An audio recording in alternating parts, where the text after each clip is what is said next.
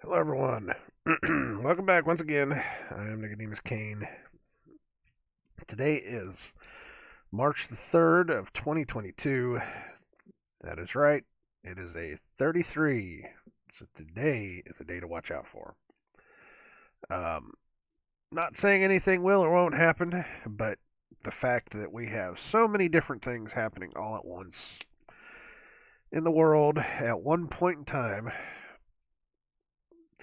and none of it's good for humanity, then you should at least know that you should be wary of what's out there, and know that the people that run this world, they love their numerology, and they are more than willing to use it against you however they can. Just know that. All right. Now, as soon as I started talking, my nose started acting up, of course.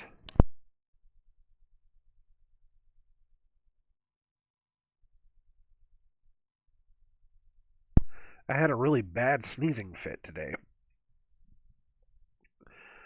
right before I got in the shower. Just came out of nowhere.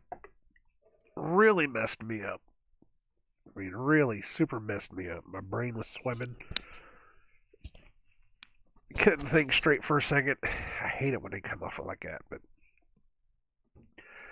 it's probably something inside the house that is making my allergies go crazy. It's either that or it's just that time of year. I mean, it is March. It is spring. Yesterday we had a really nice warm day. It was really good. The sun was out. It's great. Well, today we're going to start Psalm 119. And I said, there is no way that we can make it through this whole thing in one video because I would be here all day. Because there are 22, I think, I'm pretty sure 22 letters of the Hebrew alphabet, which this is separated. This psalm is separated into 22 parts, one for each letter. Let me check and make sure. 1, 2, 3, 4, 5, 6, 7, 8, 9, 10, 12, 14, 16, 18, 20, 22. I was right. Okay. But it is separated into 22 parts. I had to make sure, man. You know, sometimes I may say one thing. I counted when I first got down here, and I counted 21. I was like, that's not right. I knew it was an even number. I just didn't know if it was 22 or 24. So we're going to separate this into 22 parts. I was thinking maybe of doing 2 parts per video, but when I went to look at the letters themselves to see how to pronounce them, I found out that there was, there's some information there that we could probably talk about this. I mean, I don't know if we could talk about this specifically. There's information. There's information on here. I found a website just by googling Hebrew for Christians. I don't know if it's any good or not. I just know that this guy taught me how to pronounce Aleph. So there you go. He said it was a guttural. It starts in the back of the throat. Aleph. I'm sure. I'm hoping I'm pronouncing that right. Aleph. But this is the first one for this one. Like I said, we'll separate this out. So this is Psalm 119. This is Aleph. Blessed are the undefiled in the way, who walk in the law of the Lord. Blessed are they that keep his testimonies, and that seek him with the whole heart. They also do no iniquity. They walk in his ways. Thou hast commanded us to keep thy precepts diligently. Oh, that my ways were directed to keep thy statutes. Then shall I not be ashamed when I have respect unto all thy commandments. I will praise thee with uprightness of heart. when I shall have learned thy righteous judgments. I will keep thy statutes. O forsake me not utterly. And when you cut them up, they're short. They're nice and short.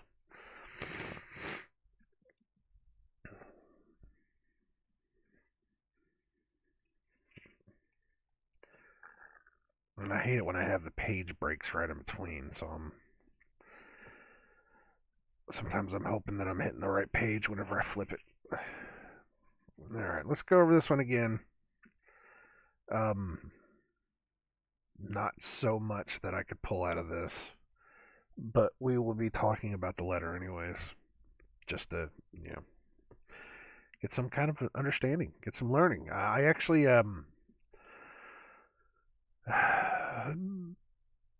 back in 2019, right towards the end of the year, I had found a YouTube channel that was teaching the Hebrew alphabet, how to say it, how to write it, what the letters meant, where they came from, what the symbols meant, and how to understand them. And I had gotten through the first three letters before, everything. So that kind of fell from the wayside. I didn't really, and she had just started it too. It was a woman.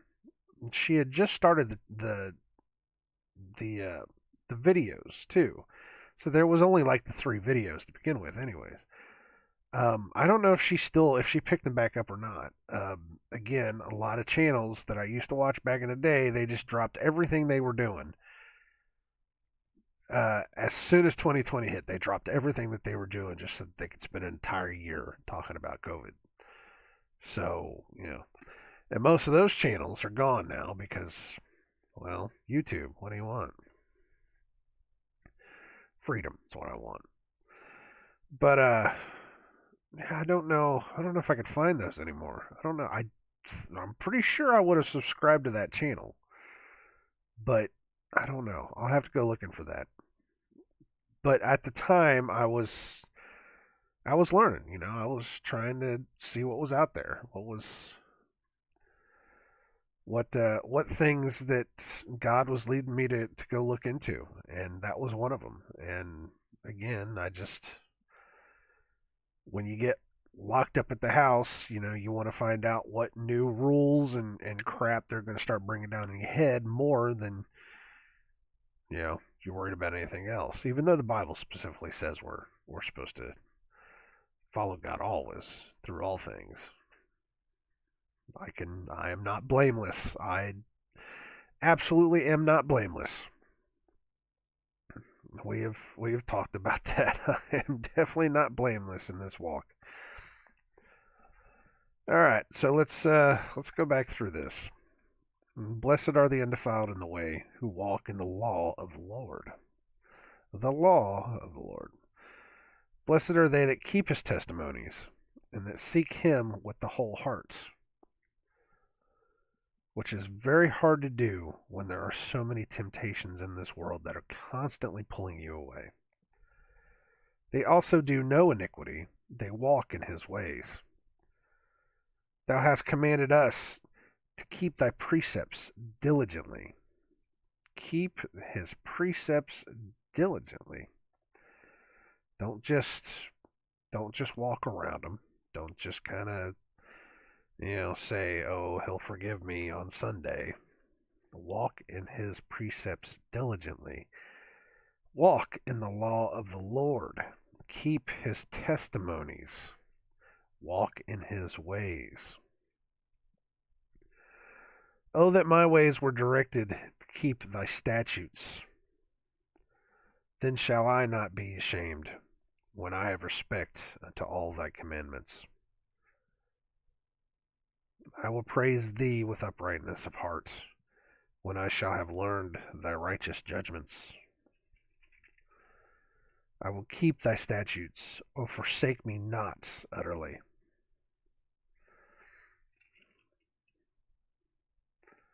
So it sounds to me like they know, whoever wrote this. Oh, man.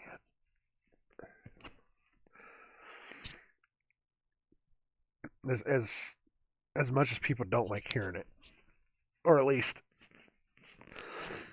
people used to not like hearing it. I think I have a nose hair up in my nose that is turned and is tickling the side of my nose. That's what it feels like. It used to be that people had standards enough that they wouldn't talk about their body grooming, but I, I you're gonna hear me like stop every 5 seconds. I gotta give you some explanation of what the heck's going on, huh? But it sounds like whoever wrote this, they knew.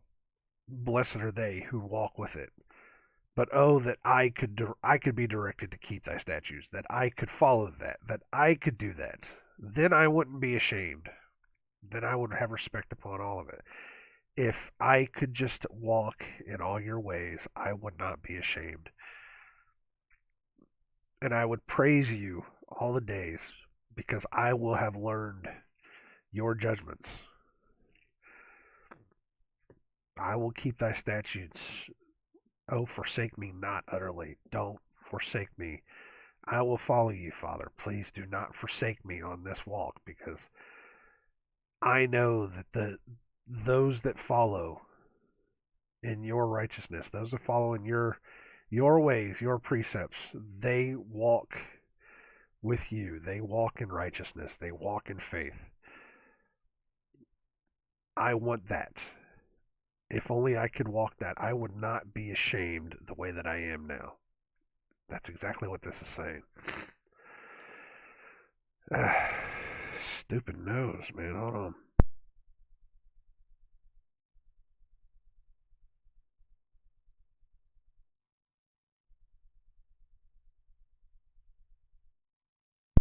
I think that one got it. I feel different.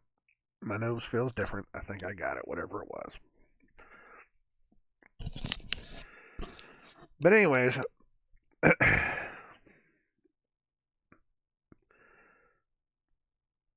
what he is saying is he knows.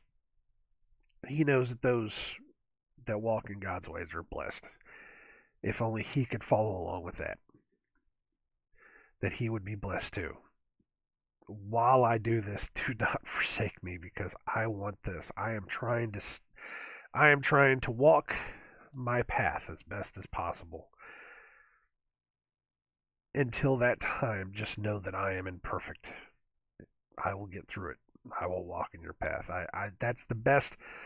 That's the best line that I think any of us can ask for. Really, is to just say, look, I'm not going to be perfect at this. I want this. I want this more than anything else, because I see that the people that follow you are blessed above everything. I know what comes if you just follow your commandments and follow your testimonies and follow the rules that you have laid down for us. I know that they are there. If only I could follow as perfectly as they do, then I would be blessed too. So just give me time. Give me time to learn your ways, learn what you want me to do, so that I can follow them. And I will follow them. Please do not forsake me in this.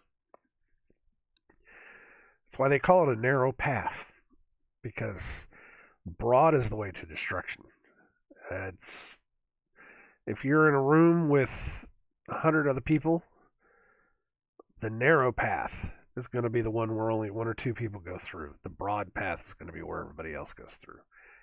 That's something that a lot of people don't like hearing, but at the same time, it's exactly what the Bible says. I don't want to say there's absolutely no guarantees. A lot of people don't like hearing that. I say it all the time. I don't know if I'm guaranteed salvation. The Father says I am, so I have to trust that. I have to absolutely trust that. I can lose that by falling away and slipping away, backsliding. Some people say once saved, always saved. Well, then why does it say that people from that day forward did not walk with him and never walked with him again? Why does the Bible constantly talk about people that are backslidden, that they need to come back, that if they do not come back, they will share in the, what's the word? They will share in the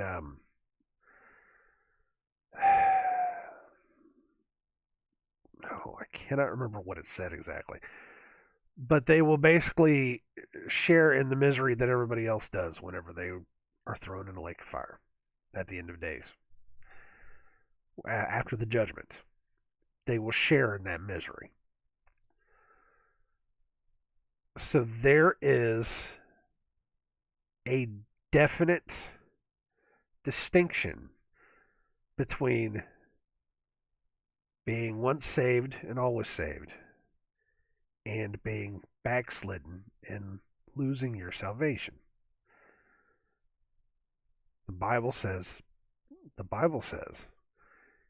it is possible to lose it. That you could slide back. You have to pray unceasingly to God to help you, guide you through this. Follow his commandments. Follow his rules. Follow what he tells you to do. Do not follow the broad path. Do not follow the temptations of this world down the broad path. Find the narrow path and go down that. And the narrow path is not going to be easy. I have said from experience, it has been extremely hard for me because I am unfortunately a creature of habit of this world. I'm 40 years old. It's been hard to break a lot of things, but I have broken a lot of things. There are a couple things that God and I are still working on, and he helps me work on them every single day. And I ask him to help me with that every single day. I am not perfect. And I do not want to be one of those that can be counted among the backslidden because I did something stupid. There is a definite distinction. The teaching that once you're saved, you are always saved follows right along with the Monday through Friday sinner, or the Monday through Saturday sinner, where they get to go out and do whatever they want to, and as long as they come into church on Sunday, they can wipe the slate clean, and then they can go back out and do the same thing. That is the broad way. That is not a narrow path whatsoever. That is the broad way of them thinking that they can go do whatever the hell they want to do. That is not following God's teaching. That's not following what the Bible says. That is a bad and false teaching. And I have heard so many people that have tried to tell me that that's the way it is. It's like, if that's the way it is, why does the Bible specifically say that's not what you're supposed to do? Make me figure it out. But they won't. I have not found anyone yet that has shown me where it's okay for me to just go out and be a sinner, whatever, because I am saved somehow, through grace alone. I am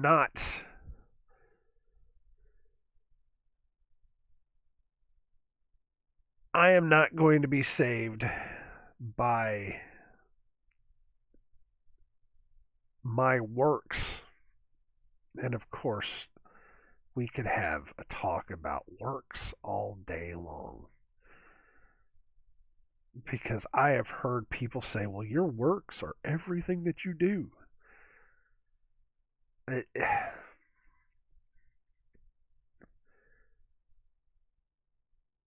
If my salvation does not matter upon my works, then I am okay to go out and kill a man in cold blood and then pray to God for salvation. And I'll make it. Does that make any sense? I still ask that question. Does that make any sense? Because part of my works are not killing people. Part of my works are not stealing and lying and cheating to people. Part of my works are not backsliding back into the sins that I used to have.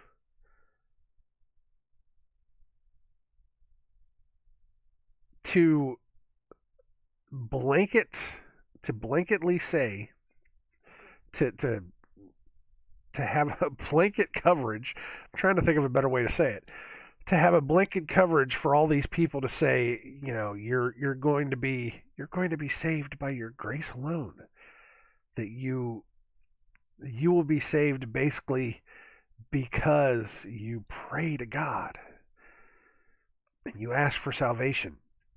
You can still be the worst person in the world, but as long as you ask for salvation, you're fine, because it's not based upon what you do. It's based upon if you pray or not. It's based upon if you have faith. To say that opens that door to all kinds of stuff, man.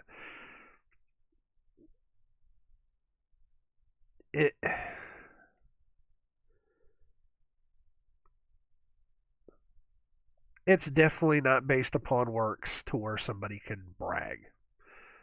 How about that? Because I don't want to get up into heaven and say, man, I gave this and this amount to charity, and I gave this and this amount to people, and I helped save a bus of nuns from falling off of a cliff, and, that's how I got in. No, it's not that at all. It's about being a better person. He writes his law into your heart, into your mind, that you want to do it. It's not about the things that you do for this world. It's about the things you do on this world while you're here.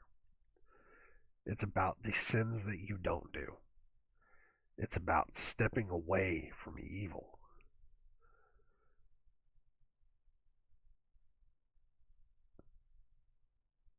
I'm checking myself to make sure that sounds right, and it sounds right.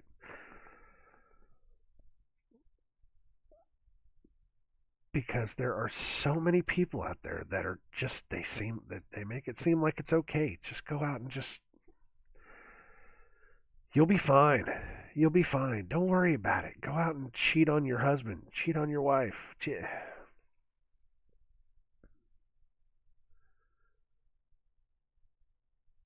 Go do extremely harmful things to little children. If you want to get into it, tell me that the law isn't there. Then let's talk about stuff like that. No, we talk about stuff like that. The same people that are saying that you don't have to live with the law, that you are once saved, always saved, that you can just go pray it all away, are the same people that are okay with letting every kind of sin walk into the church.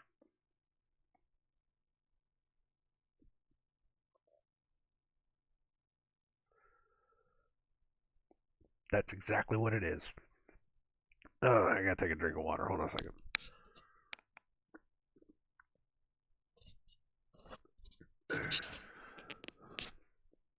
They're the ones that are more than willing to bend the rules in order to get the money in the collection plate up a little bit.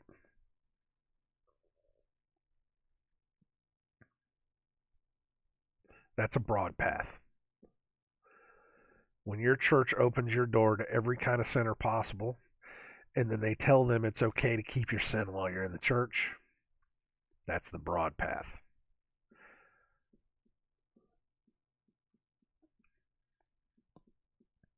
The narrow path would be those that are gathering, probably outside of a church, probably small groups, 4, 5 people praying on their own.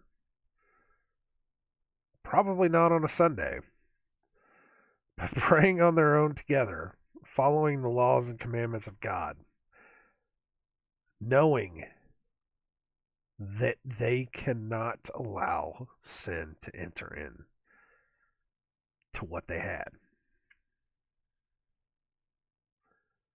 And because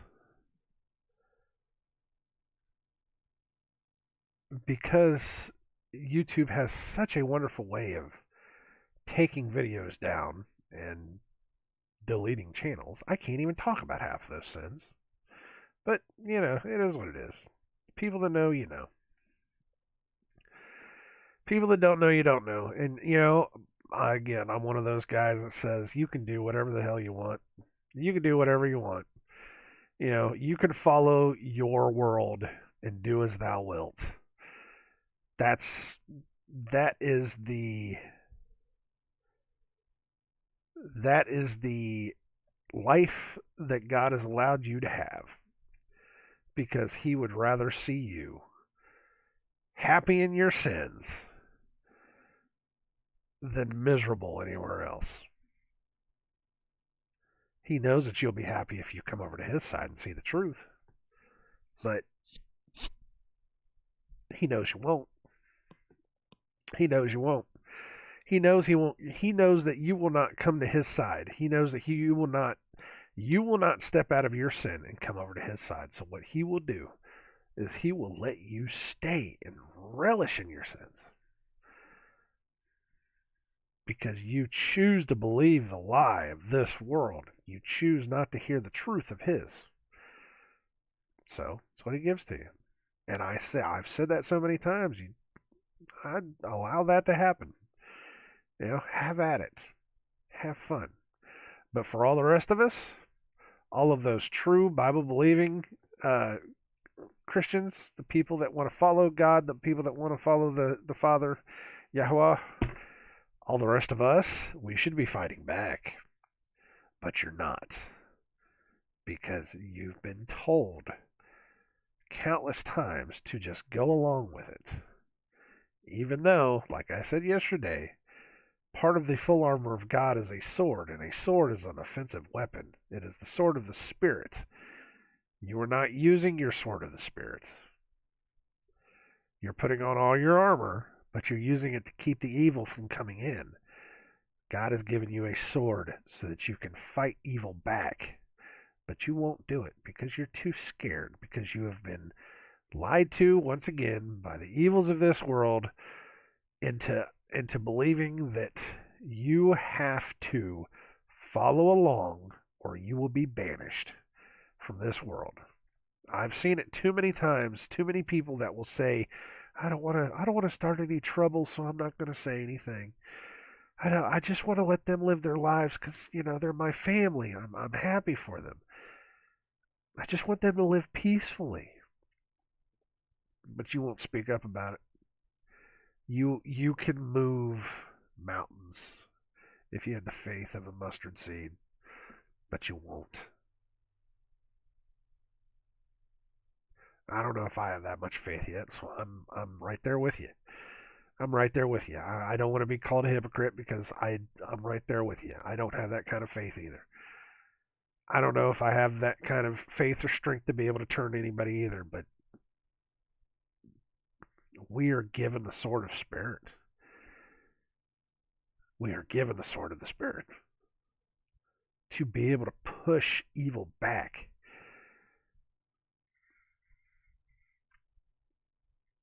Somewhere along the line, people allowed evil to grow too much. People just let it seep in slowly but surely, and it got us to this point. So we're having to deal with it. That's where we are. That's why things are so bad.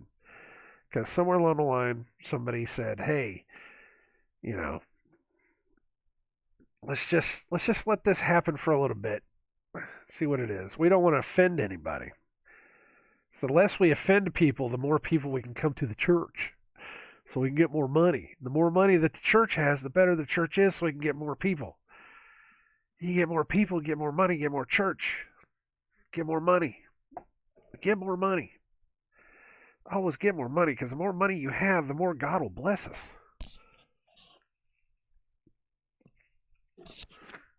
Because the more people we have coming to God, the better. You know what?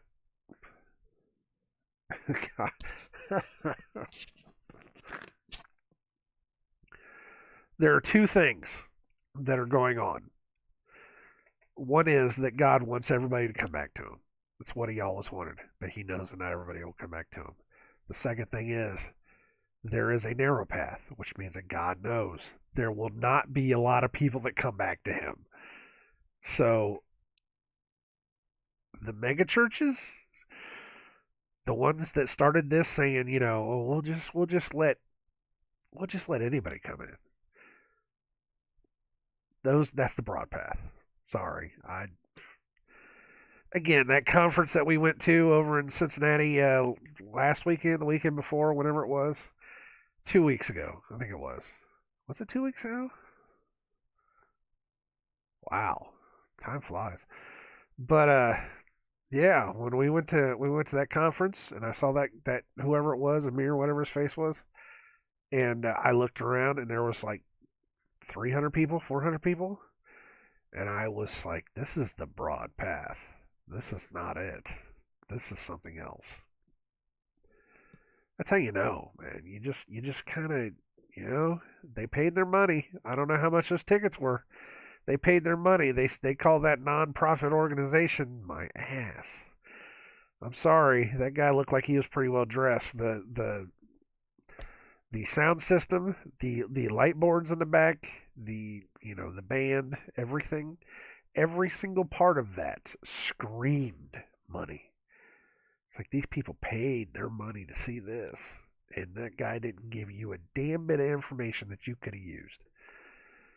That's the broad path. That's all I gotta say about that. It's really all I need to. I need to stop talking about that, because I just that's the kind of stuff that get me in trouble. If I haven't driven people away by now. Okay, so man, my nose is flaring up. Let me blow this one more time. See if I can come back to it. Hold on a second.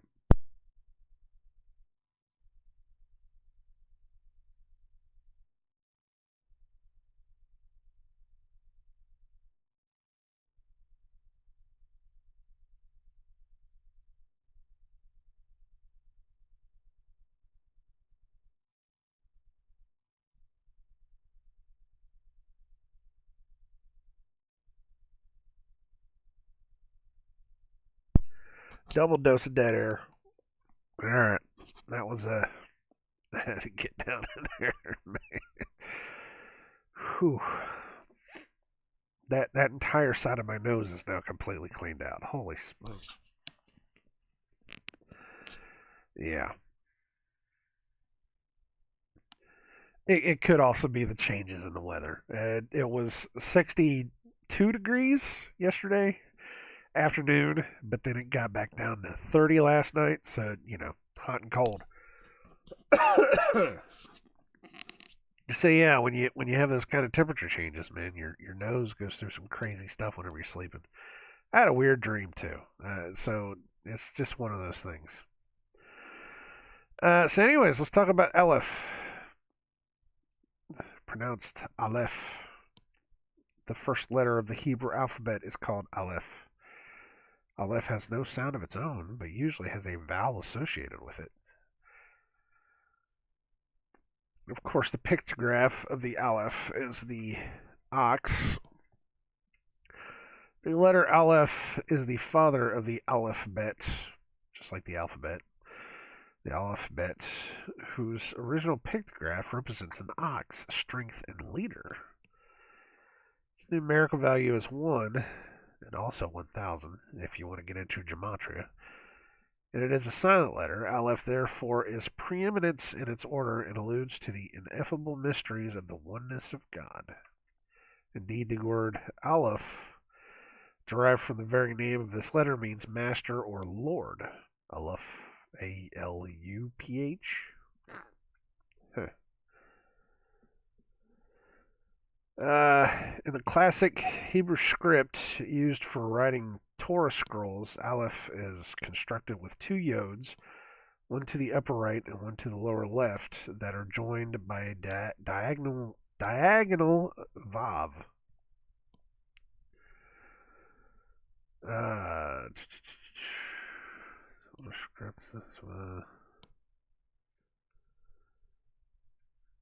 So basically,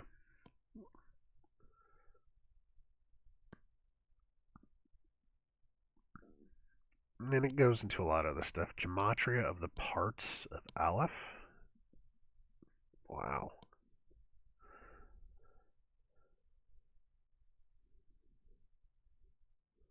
The basic gematria for Aleph is 1, indicating the one and only God who is the master of the universe. Note, however, that the gematria for the parts of the letter Aleph add up to 26. Really? It is the same number as the sacred name Yahweh, also indicating a link between Aleph and God itself. 26. Heh. That's interesting.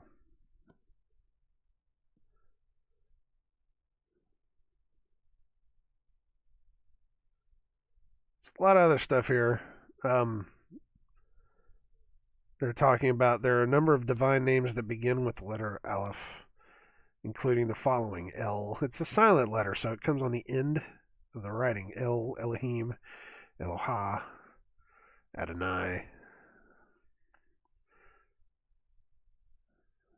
Adam, Adam. The Hebrew name for man is Adam, which is made up of Dam, blood, and Aleph, which represents the Lord. As indicated above, the Lord turns flesh and blood into, wow, Nefesh. I can't pronounce that. Nefesh,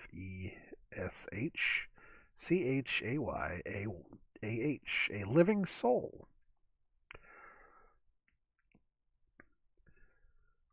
Yeshua is our Aleph, the one who took on flesh and blood to mediate God's presence to us. With him we are made real. We come alive. We are born from above. Huh. There you go. There's a lot of other stuff in here too, but I think that this is probably the best way we need to do it. Because if they're going to give us the alphabet, we might as well know what the heck we're talking about, right?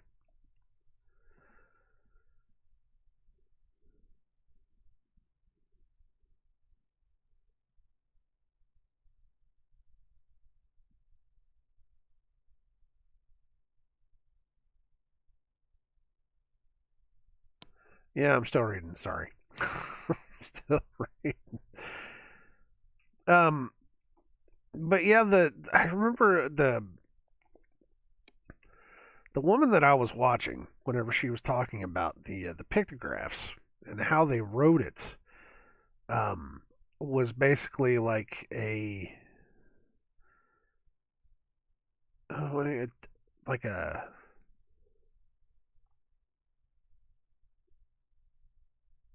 like a less than symbol, pointed towards the left with a line down the middle. And it almost looks like an axe, but it's to represent a bull. When you turn it on its side, you've got the face on the bottom and you got the two horns sticking off the top. It says here the pictograph for the Aleph is the ox or bull representing strength. Note that even though the pictograph may represent the basis of something, which I am not even going to try, it may have pagan overtones, e.g., the bull god derived from ancient Canaanite culture, which is entirely possible.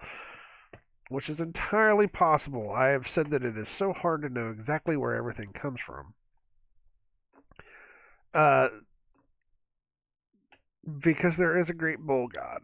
We have talked about this before. How was that? We were watching. What were we watching?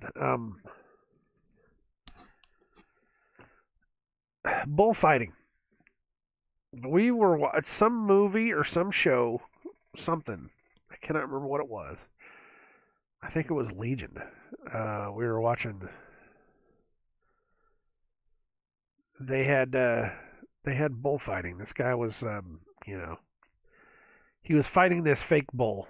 The matadors with the big, and he was stabbing swords. It was a fake bull. It wasn't a real bull. People get so crazy about this kind of stuff, and it's like, yeah, they could be sitting here torturing and maiming this bull, but you should see what they do to cows for you to get hamburgers, all right? You should see what they do to chickens for you to get your chicken nuggets. Okay? Don't get freaked out because these people are ceremonially killing a bull to eat it. All right? Shut up. But it was a fake bull, so he was stabbing these swords into this bull. And it clicked in my head. I said, that's a story. That's an ancient Canaanite ritual. And my wife, she said, "What?" I was like, "That's fighting the bull. That's fighting the great bull of heaven. That's Gilgamesh killing the bull of heaven." I said, "If you probably dig back into that legend, there's probably something where he's wearing a red cloak or something." I said, "That's what that is. That's the story of Gilgamesh killing the bull of heaven." Because when he got back from the battle of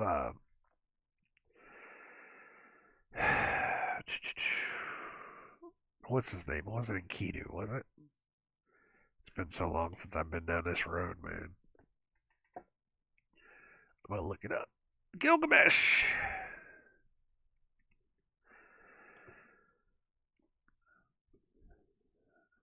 Gilgamesh. Tales from the Sumerian poems. He was with Enkidu.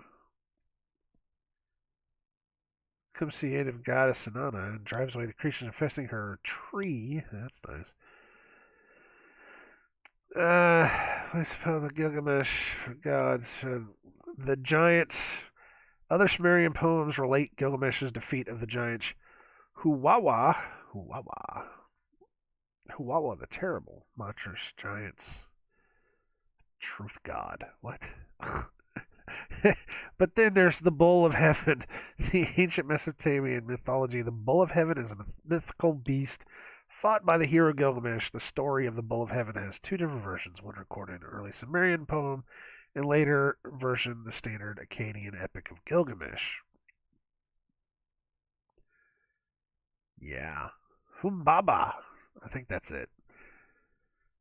With Enkidu, together they embark on many journeys, most famously defeating Humbaba and the Bull of Heaven, which is sent to attack them by Ishtar. Ishtar, we all know Ishtar, right? The woman that you guys name Easter after. After Gilgamesh rejects her offer to him to become her consort. So I was looking at that and I was like, that's bullfighting. That's Gilgamesh. That's one of those connector,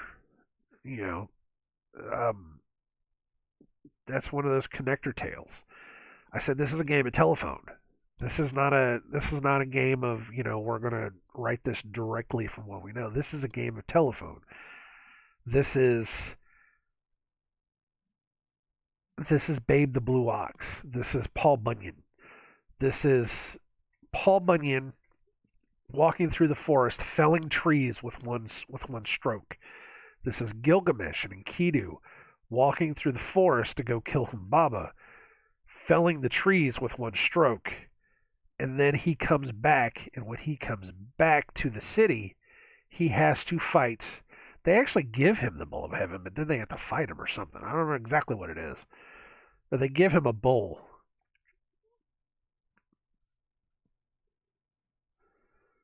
But it's a tale of telephone, man. It's what this is. It's you hear it down the line so much, slowly but surely, that the tale starts changing. And by the time it gets to us, it's this story of this nice gentle giant with this great blue ox that, helps people. No, it's not. It's a story of Gilgamesh, you freak show. it's, it's a reason you people celebrate Easter.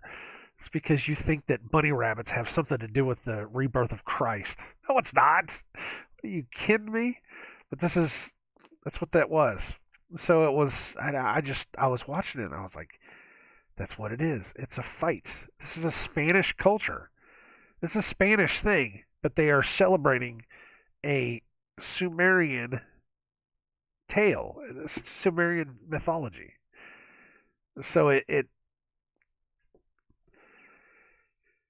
all ties together, and I have said from the very beginning that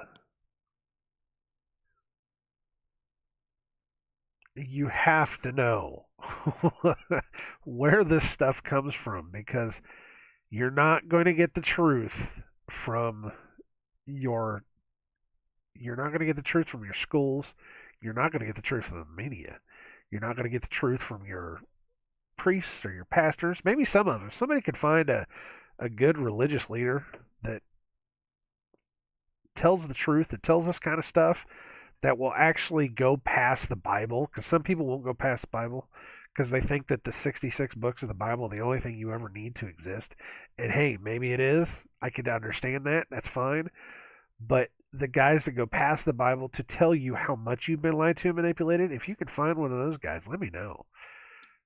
Because this stuff is legit. Threatens that if he refuses, man, I'm reading through this. The star declares that she has stored up enough grain for all the people. What? She demands that Anu give her the bowl of heaven and threatens that if he refuses, she will smash the gates of the underworld and raise the dead to eat the living. There's your zombie movies. Anu at first objects to Ishtar's demands, insisting that the bowl of heaven is so destructive that its release would result in 7 years of famine. Ishtar declares that she has stored up enough grain for all people and all animals for the next 7 years. That's interesting. I have said it before. I think the Sumerian people came after Egypt, not before. A lot of people will say, "Well, no, man, the Sumerians were there before. They had all this extra, all this stuff, and they were cut off from the Egyptians, so they didn't know." And I think that's just another lie, because if Egypt is real, if it is, if it's if it's a legit thing that started out in the Middle East, in Africa, if it's a legit thing that started out over there, then these people were using very, very low level pictographs to talk. They were not using letters and words the way that everybody else does. The Sumerians, they had almost an entire language made up of letters and, sometimes numbers. They had an entire language written out. They were not using pictographs. So, who came first? And it is absolutely ridiculous to say that these people were cut off from each other. We've already talked about this kind of stuff. That is absolutely ridiculous that to even consider the notion that all people of the world were cut off from each other when we have so much evidence to the contrary, that everybody was able to sail the seas, that everybody was able to go anywhere they wanted to. We have all of these relics spread all around the world. And yet they want to say that everybody was kind of kept together, forced together. If anything, I would say that Egypt came way first, and then the flood, and then Sumeria. If anything. So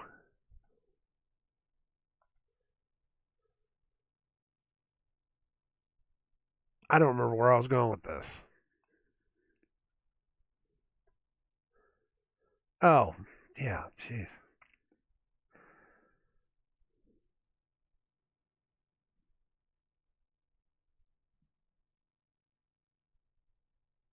If anything, the Sumerian culture is a ripoff of what happened after the flood.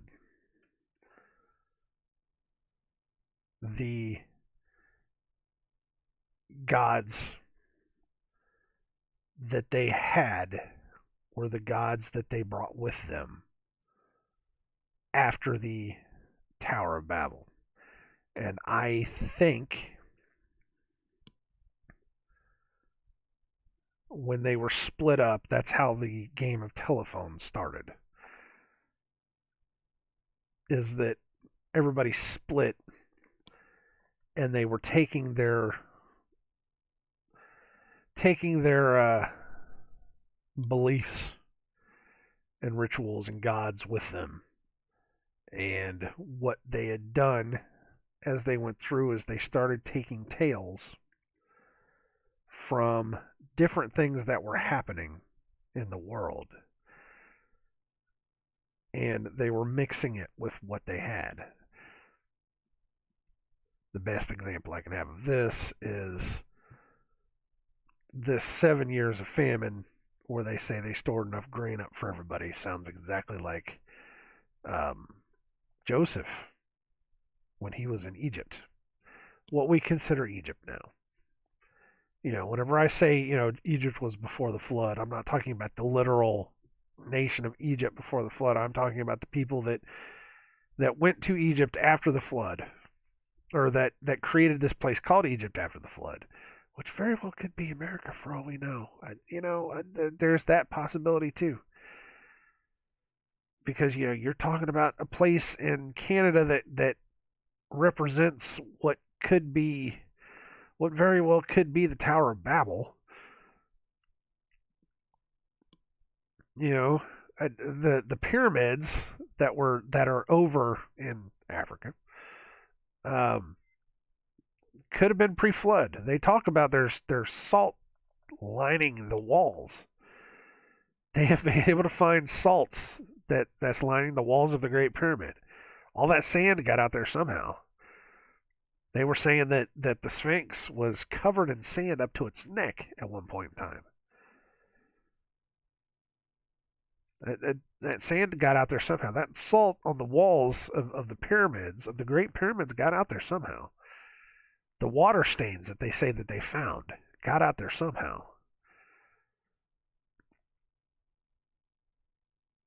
What we know as Egypt, I think, was pre-flood. What came after that, the thing that we call Egypt now, which was probably in a different country, which is probably in America, I think that was after the flood, post-flood. And I think that that's where a lot of these kind of tales come from. That's a roundabout craptastic way of saying it. I'm sure I could do better. I'm not trying to do any mental gymnastics to try to say that, I mean, maybe there wasn't a 7 years of famine thing that, maybe everybody knew that there was 7 years of famine coming. Who knows? I'm not trying to do any mental gymnastics to try to make it fit. I'm just saying that there is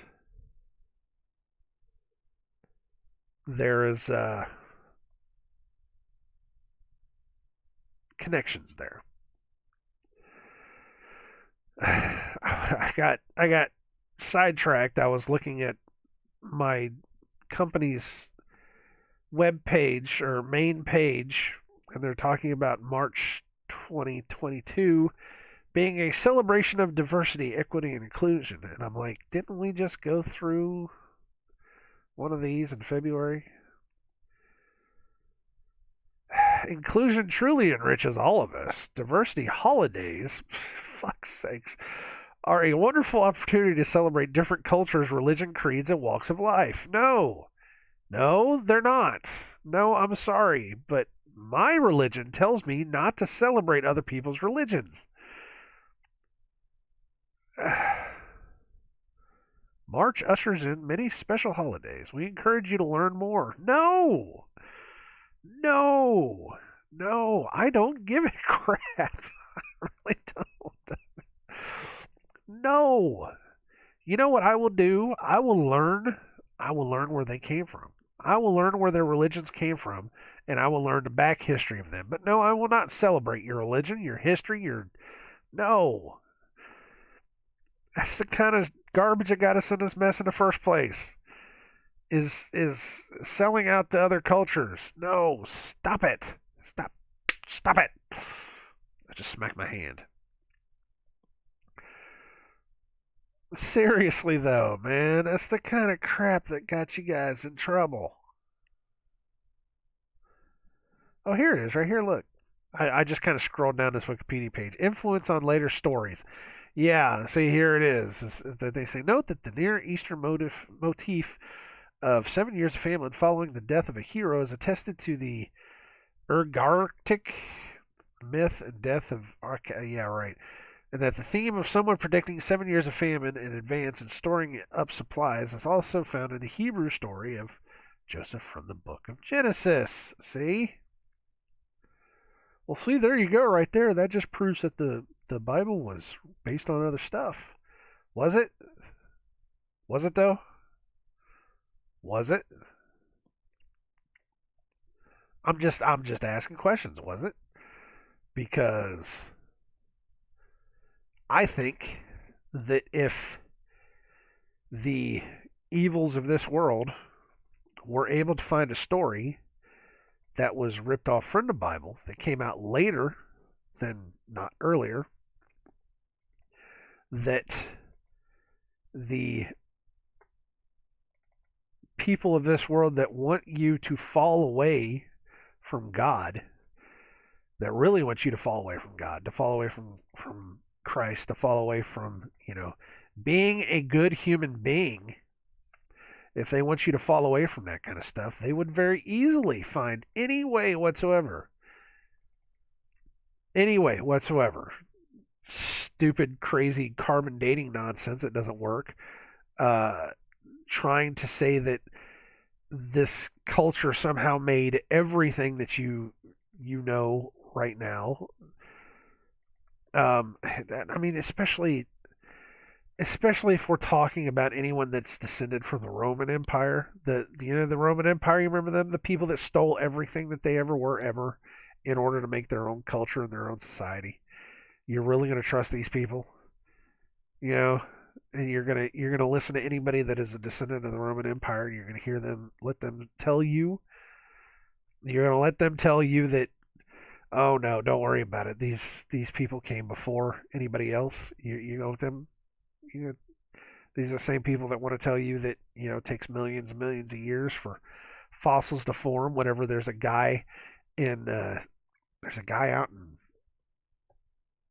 one of the Eastern European countries, I don't remember where the hell it was, that he can literally make a fossil for you within 2 weeks. You're let them tell you that. Okay, all right, sure. The same people that are telling you that you need to give up every freedom whatsoever in order to help, push their bullcrap narrative of the lies of this world. Oh, by the way, I came up with a good one today. Is that you have as much of a chance of dying in a nuclear war as you do from dying to COVID. Think about that for a second. Anyways,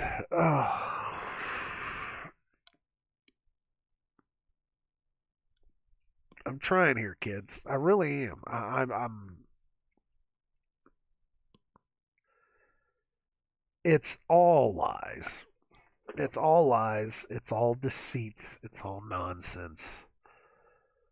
There is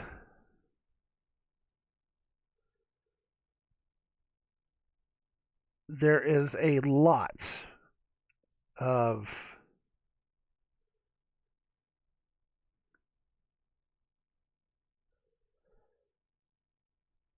there is a lot of things that we do not know. And there's a lot of people out there that are more than willing to make everything that you understand turn it against you so that they could continue to rule over you. They will lie about your money, they will lie about your health, they will lie about your history, they will lie about everything that you have a part in just to be able to manipulate you into living their reality. And they've done it for countless amounts of years. And they continue to do it. And they don't care about you anymore. They are literally wringing their hands with the joy of the satanic and evil things that they are prepared to do to you. I refer you to Nancy Pelosi sitting in the background of the State of the Union address, literally wringing her hands.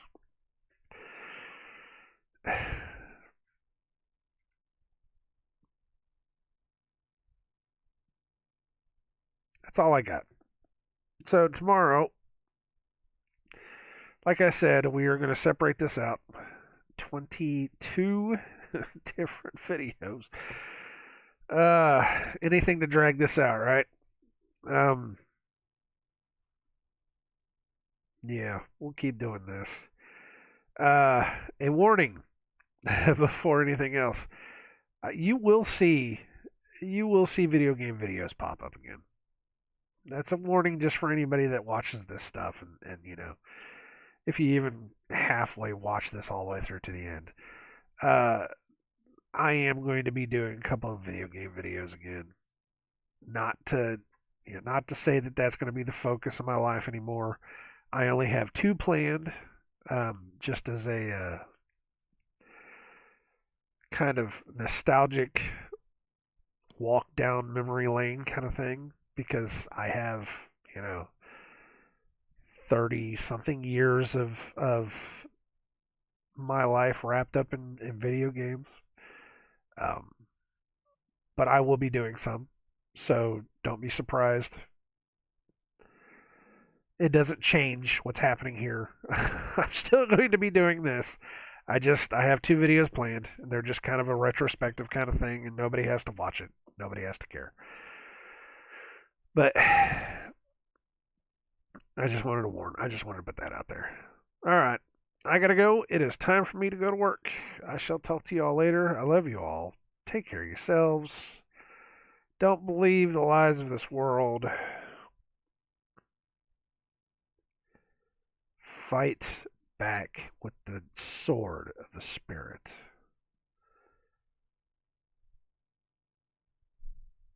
Pray to God what He wants you to do, and then fight back with the sword of the Spirit. All right. I gotta go, guys. I shall talk to you later. Bye.